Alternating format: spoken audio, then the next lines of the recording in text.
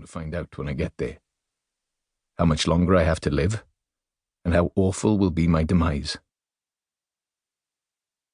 I drive on autopilot as the same two questions sting the back of my eyes. How long? How bad? And then a third question enters my head. How am I going to tell my mum and dad I'm going to die? Dazed, punch-drunk, I park up and head for the unit. I am welcomed by expert medics who sit me down and give me the truth. You have nothing to worry about, they tell me. All things being equal, your life expectancy won't be compromised. You're going to be okay. Great. Except none of it goes in. Not a word. All I hear is white noise, as if someone has turned up the volume of an untuned radio to full. I am genuinely just not of this world. I've heard HIV positive, decided I am dead, and that is the end of it. I don't hear what the doctors say, and I don't want to hear. What does it matter? Death is just around the corner.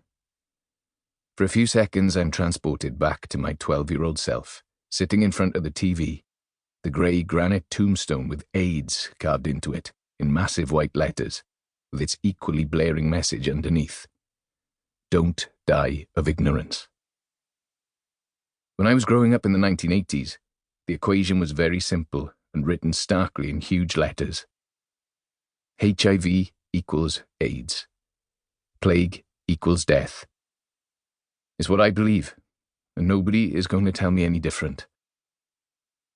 Any soothing, comforting words I do pick up are dismissed by a single thought. Well, you would say that, wouldn't you?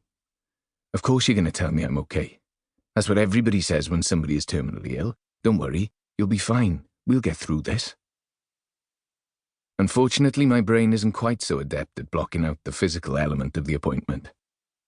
My last scrap of dignity vanishes as I lie on a hospital bed and endure a number of highly invasive procedures testing for any other sexually transmitted diseases.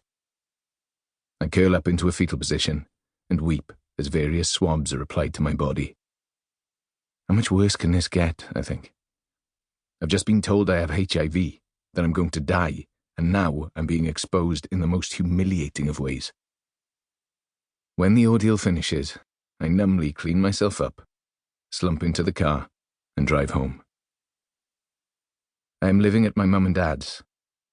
I take a deep breath, open the front door, and walk in. "All right, Gareth?" shouts my mum. "Yes, Mum, everything's fine." How can I bring this weight of hurt into their lives? I can't put them through that pain. Nothing can ever be more important than pretending everything is okay. I head upstairs to my old bedroom. Wherever I am in life, all roads seem to lead back here. I start Googling HIV, trying to find out more about it, but I am blind to any real information. All I want to see is negativity, awful stories of the virus and its effects. I don't want to understand. I just want to confirm the stereotypes and prejudices in my head, reasons that prove I am right rather than reasons that prove I am wrong. I am definitely dying and want to know how it is going to happen. Countries where you can go to die, I type. I need to find out if there is anywhere I can go to slip away quietly. That way I can just tell my mum and dad I am moving away for a while and go through the process in private without them knowing. I can't bear the thought of them ever knowing the truth, that they will be burdened with witnessing their son's death.